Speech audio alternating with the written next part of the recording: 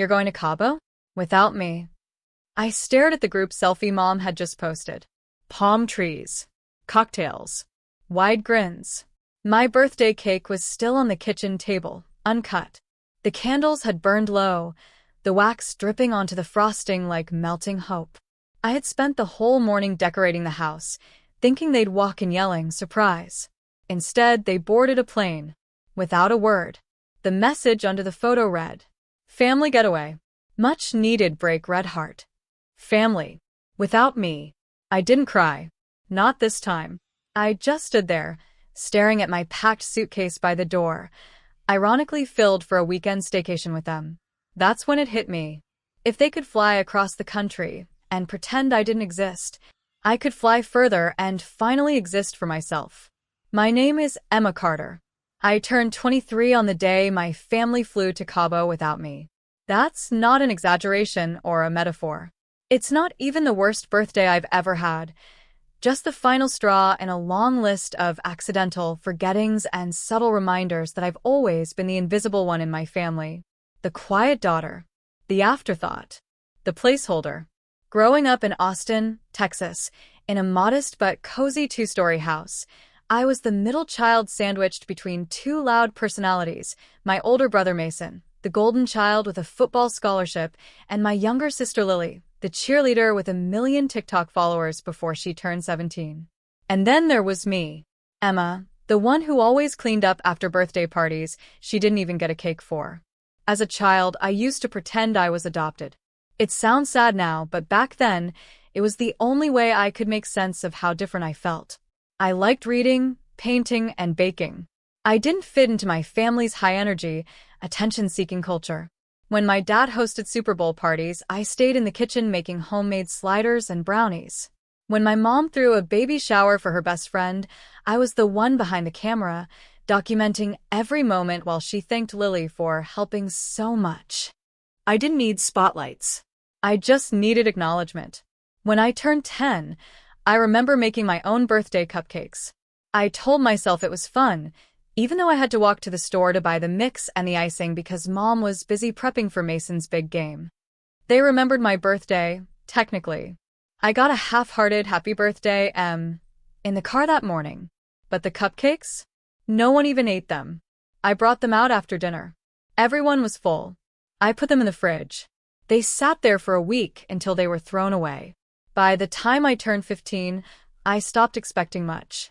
I told my friends I didn't celebrate. I made up fake conflicts whenever people tried to plan something. It was easier to pretend I didn't care than to deal with the embarrassment of caring too much. But somewhere deep inside, I always did care. I think that's why this birthday hurt the most. Because this year, I actually tried again. I'd been working 2 part-time jobs since graduating college last spring, one at a bookstore downtown and the other as a receptionist at a yoga studio. Between the two, I'd scraped together enough to afford something I hadn't done in years, a proper birthday weekend at home. I cleaned the house, baked my own lemon lavender cake, even strung lights around the backyard patio for a small dinner. I didn't expect gifts. I didn't expect speeches or tears. I just wanted everyone to show up. I just wanted to be included. I'd invited them all a week in advance. "Let's do a little backyard dinner, something simple," I texted. No response from Mom. Mason replied with a thumbs up. Lily sent a gif of a balloon. That was it. The night before my birthday, Mom had been oddly quiet. She didn't mention the party. She just asked me if I'd seen her beach bag. I thought it was for a friend's day trip. I didn't realize she meant an international flight. When I woke up on my birthday and saw the photo from Cabo, something inside me didn't shatter. It went still. Too still. I sat at the table, looking around the house I'd spent all week decorating, and for the first time, I didn't feel sad. I felt free. Because if I didn't matter to them enough to remember I existed on the one day that marked my entrance into the world, then maybe I didn't owe them anything either. That suitcase by the door? It was packed for a 2-night hotel stay just a few miles away. I was going to pamper myself, pretend to be on vacation, and soak in a hot tub alone. But now, my brain buzzed. What if I went further? I opened my laptop. The travel deal sites were taunting me. Round trip to Costa Rica? Reasonable. Sedona? Almost too easy. But then, like fate, it popped up, a discounted first-class ticket to Cabo, same destination. Same week. Same beaches. My heart started racing. My passport was current. I'd gotten it renewed last year for a friend's wedding that never happened. I had the funds. I'd been saving for a professional camera, but right now, the only thing I needed to capture was this moment. This shift. This silent revolution in my chest. I took a breath. Clicked. Booked. Done. I was leaving. Not in a week. Not tomorrow. In 4 hours. I tossed the candles into the trash, zipped up my suitcase, and grabbed the only birthday card I'd received this year from Nana June. She was the only one in my family who never forgot.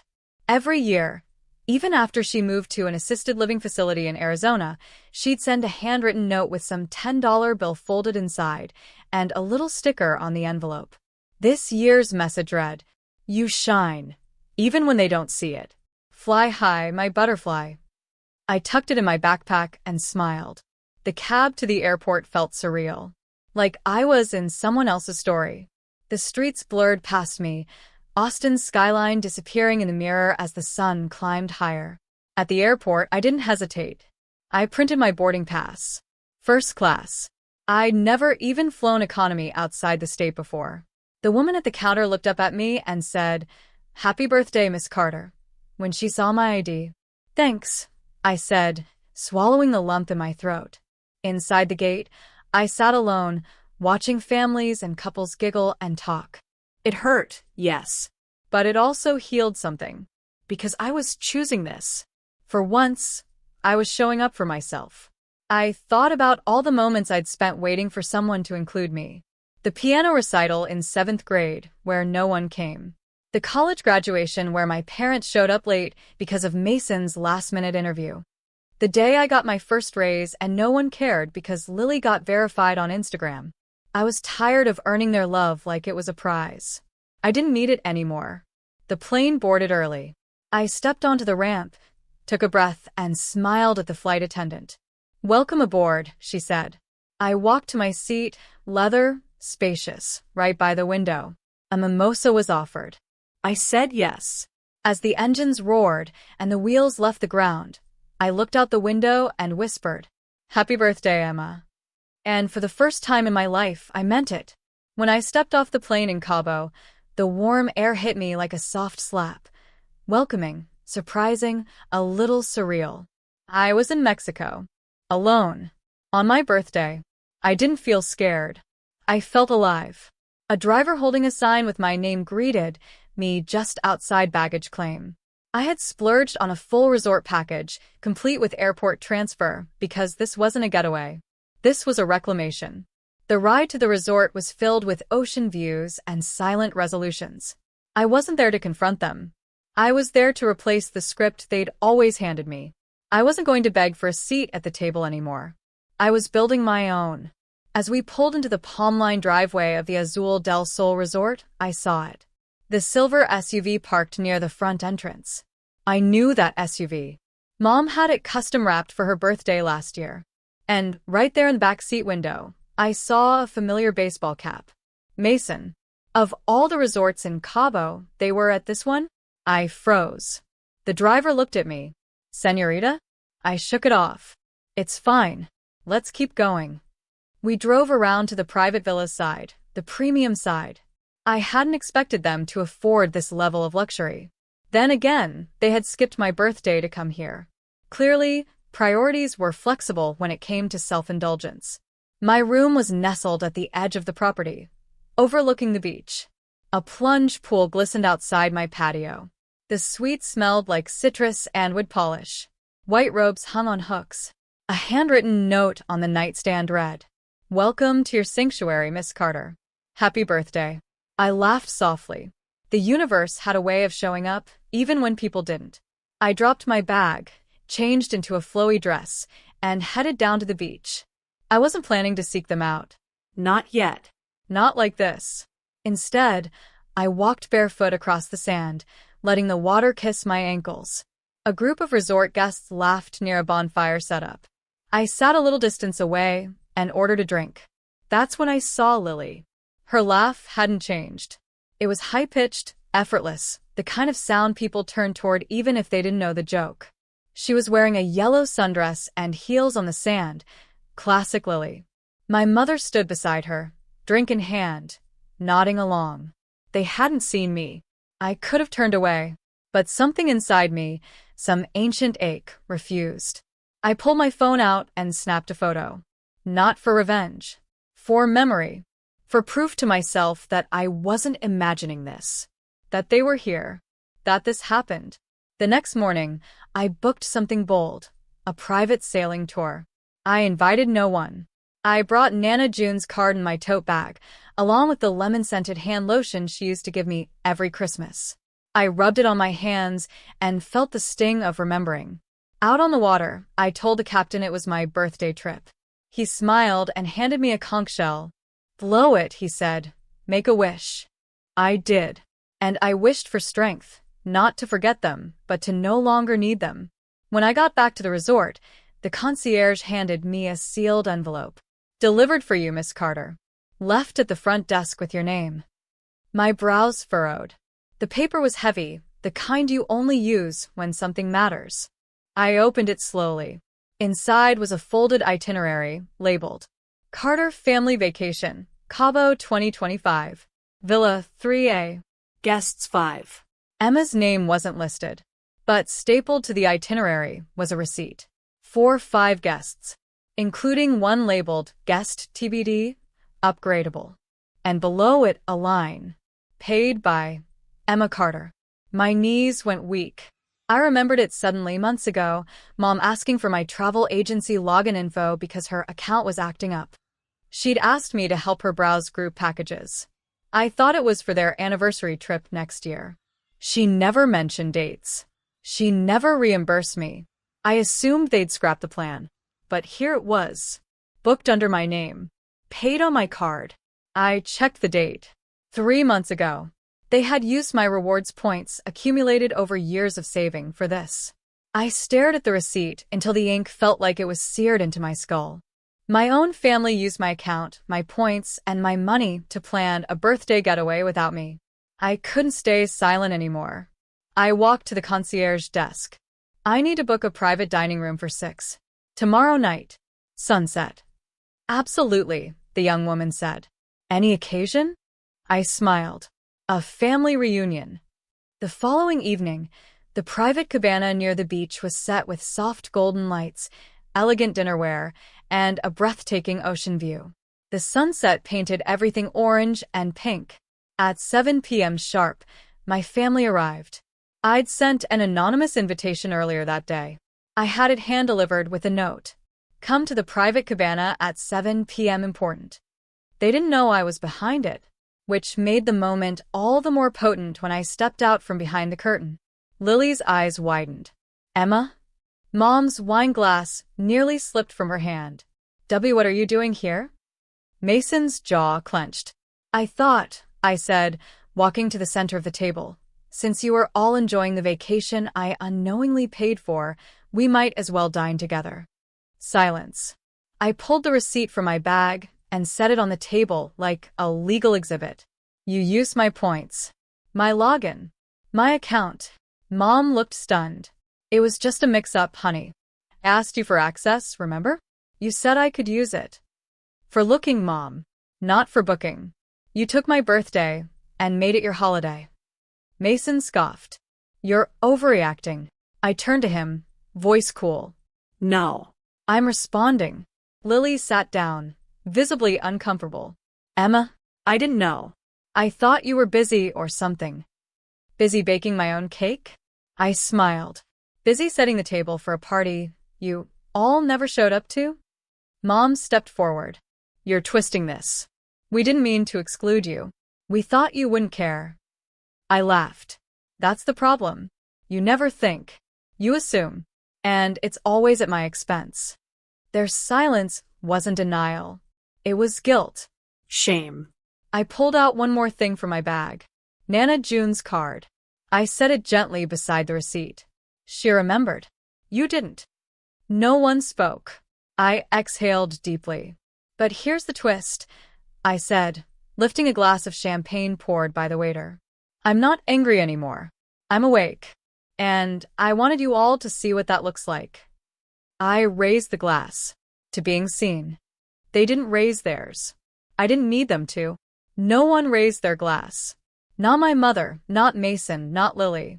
They just stared at me, unsure of whether to apologize or find a way to shift blame before dessert arrived. I set the champagne flute down gently and took a seat. I didn't need a toast. I had their attention, and for once in my life, it wasn't because I was cleaning up behind them or making something easier. It was because they'd finally been caught. You're being dramatic, Emma, Mom said, her voice a carefully controlled mix of guilt and deflection. It's not like we stole from you. You didn't. I slid the itinerary closer to her, the one with my name printed on the reservation and the receipt showing my loyalty points and payment. Then explain this. You used my login to book a family vacation on my birthday without telling me, without inviting me, and worse, using my travel rewards that I spent years building. Mason leaned back in his chair, arms crossed. You always take things so personally. It's just a trip. It's not just a trip, Mason. It's my trip. You all literally used my resources to exclude me. Sweetheart, Mom interrupted, trying her calming mother voice. This wasn't malicious. I honestly didn't think it would bother you so much. You always seem content being by yourself. Because I stopped expecting anything from you, I snapped. That's not peace, Mom. That's self-preservation. Lily's expression softened, her eyes darting between me and Mom. I really didn't know, Emma. I thought you were coming later. Or that you didn't want to be around us. I decorated the house. I made dinner. I baked a cake. You all ghosted me, I said, my voice cracking despite how much I tried to keep it steady. You couldn't even text. The waiter arrived with the first course, pan-seared scallops and a mango salsa. None of us touched our plates. The tension thickened the air like humidity before a storm. Look, Mason finally said, we didn't plan this to hurt you. We thought you'd be fine. You always are. That's the problem, Mason. You all rely on me to be fine so you can keep walking over me and pretending like nothing happened. I'm sorry, Lily said quietly. Everyone turned to look at her. I'm really sorry, Emma. I didn't think. I should have asked. I should have checked in with you.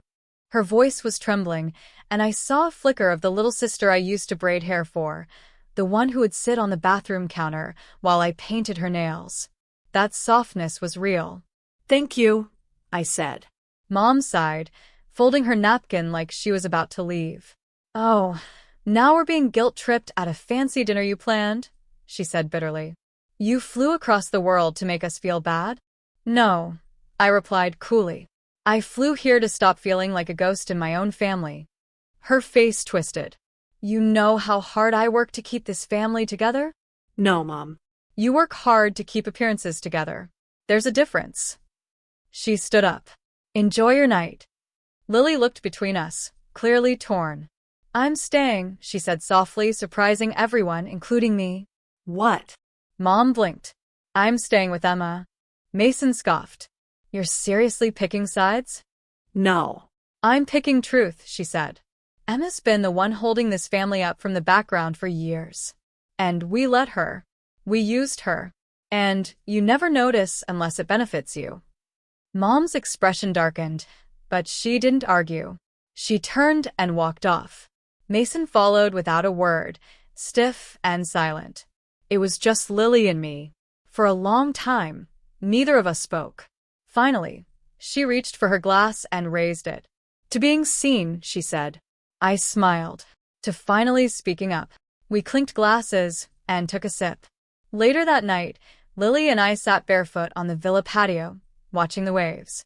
She admitted things I never thought I'd hear, how she always felt like she had to be on, how she envied my calm, how she'd overheard Mom dismiss my name so many times it became normal. I used to think you were just distant, she said. But now I know you were just tired. Tired of always being the backup plan, I whispered. She nodded. We didn't try to fix everything that night. But it was the first time I felt like I had a sister, not a rival, not a shadow. The next morning, a knock at my villa door woke me early. It was Mason. He stood awkwardly, hands in his hoodie pockets. "Got a minute?" I nodded and stepped aside. He sat down on the patio chair, eyes on the horizon. "I suck at this," he said flatly. "But I didn't know they used your points." Still doesn't explain the silence. He sighed. "I didn't think it mattered. You always seemed okay without us." I was surviving, not thriving. He looked down. Guess I didn't know the difference. I didn't forgive him. Not fully. But I appreciated that he came. "I want to pay you back," he added. "For the trip." I talked to Mom. "We'll reimburse everything." I shrugged. "It's not about the money." "I know. But I need to start somewhere."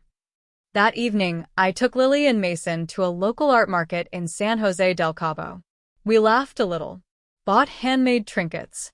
For once, they asked me about my work, my passions. Mason even asked to see some of my baking photos. It wasn't magic, but it was movement. Then, on the final night as I packed to leave, I got a message. From Mom. It was a voice memo. I hit play. "Emma, I don't know what to say. I messed up. I should have seen how much you needed us, and how blind I've been. I don't expect forgiveness, but thank you for showing up, for saying what needed to be said. I'll try to do better. I love you." I didn't cry. I saved the audio. And then, I zipped my suitcase and looked around the room one last time. I came here alone on a mission to reclaim something. I wasn't leaving with a perfect family, but I was leaving with my voice intact. And for the first time in a long time, I felt powerful. Not because I'd hurt them, but because I'd finally honored me. I didn't expect to see them at the hotel. Honestly, I thought they were still in Cabo. But there they were, seated at a corner table in the oceanfront cafe, Mom, Dad, and my brother Zach, sipping piña coladas like the world was normal. My heart pounded. I had come to this resort because it was the farthest thing from them. A reward to myself for surviving years of being invisible in my own family. I had no intention of crossing paths again. Not like this. But something inside me stirred. Maybe it was anger, or exhaustion, or the weight of my silence finally becoming too loud. I walked straight up to them. Mom was mid-laugh when she noticed me, and the expression on her face melted like ice in the sun. "Emma?" she said, standing like she'd seen a ghost. "Surprised to see me?" I said, arms crossed. "We didn't know you were here," she stammered. "Of course you didn't. You didn't even know I was home on my birthday." Dad looked awkwardly away. Zach muttered something about going to the beach and stood to leave, but I held his gaze. "You can sit. You all should hear this." I hadn't planned a speech, but the words tumbled out of me like a dam breaking. Do you even realize how cruel that was? To plan a vacation over my birthday and not say a single word? To pretend it was just bad timing or you forgot? No. You knew. "Emma, we didn't think you'd mind," Mom started. "That's the problem," I snapped. "You didn't think about me at all. You've never thought of me. Not when I won the state writing competition and no one showed. Not when I had the flu alone at the dorms. Not when I needed help moving apartments. But I thought this time would be different. I thought maybe you'd come home and say happy birthday. But you gave my day to Cabo." They sat in stunned silence. People at nearby tables glanced over. I didn't care. "I booked my own trip," I said firmly. "With my own money. My own freedom. And it's the first time I've ever felt like I belonged anywhere. Because here, without you, I can breathe." Mom's eyes welled up. I'm sorry, baby." I laughed. "Now you're sorry?" Dad cleared his throat. "Emma, we messed up. There's no excuse. We've failed you, and it hurts to see how much. But we're listening now. We really are." I wanted to believe them, but I'd learned not to hand over my hope too easily. "I'm not saying this to guilt you," I said. "I'm saying this to free myself." They nodded slowly. And for the first time in my life, I saw my family not as towering judges of my worth, but as flawed humans who couldn't define me anymore. I turned to leave. Wait, Mom said, her voice trembling. Can we try again? Can we take you out tonight? Celebrate you. I looked over my shoulder and smiled, not out of forgiveness, but out of strength. You can try, but I won't be the girl who waits for you to show up anymore. And just like that, I walked away, toward the sunset, toward a version of me that no longer needed their validation. That night, I didn't wait by the phone. I didn't wonder if they'd show up, or if they'd finally get it. Instead, I ordered myself a plate of seafood paella, sipped on sparkling lemonade, and watched the waves shimmer under the moonlight. Alone but not lonely. I'd spent so many years attaching my joy to their attention, believing that if they finally saw me, finally valued me, I'd feel whole. But standing on the sand, barefoot and glowing from within, I realized something liberating. I had always been enough. They just didn't have the eyes to see it. The next morning, a note was slid under my hotel door. Emma. We heard every word. We deserved every bit of it. We can't undo the years we missed, but we want to start now, if you'll let us. Dinner at 7? Wherever you choose. Mom and Dad. I folded the note and placed it in my journal, not as a keepsake of pain, but as a marker of growth. Maybe I'd go. Maybe I wouldn't. But the power of the decision was mine. When I checked out of the hotel 3 days later, I didn't feel like the girl who had been forgotten. I felt like the woman who had remembered herself. Back home, things didn't magically transform. There were still awkward silences and unfinished apologies. But there was also effort. An invitation to dinner. A call just to check in. A birthday cake 2 weeks late, but homemade and messy in the best way. Most importantly, I stopped shrinking to fit inside their comfort zones. I started saying no. I started saying yes to myself. I re-enrolled in my creative writing program, signed up for a poetry slam, and started a blog that slowly, quietly began to gain readers. I didn't do it for them. I did it because I finally understood I had wings all along. Being skipped over on my birthday was painful, but it pushed me toward the life I was too scared to claim. And the flight I took? It wasn't just a trip. It was the takeoff of me. It's been a year since that flight. A year since I packed my suitcase with more than just clothes. I packed it with courage, boundaries, and the kind of self-respect I didn't know I was allowed to have. My parents still stumble sometimes. They miss cues, they forget small things. But they're trying. And I've learned that effort, even imperfect, means more than empty words ever did. Last month, they showed up early to my poetry reading in New York. Front row. Mom had tears in her eyes. Dad clapped louder than anyone else in the room. It wasn't just pride, it was recognition. Maybe, finally, they saw me not as the quiet, background daughter, but as a whole, blazing woman with her own light. But whether they see it or not isn't the point anymore. I do. And that has made all the difference. So if you've ever felt invisible, overlooked, or skipped, just know. The most important invitation is the one you give yourself. Show up for your own story. Take the trip. Take the chance. Take the flight first. Because you are worth celebrating. Every single day.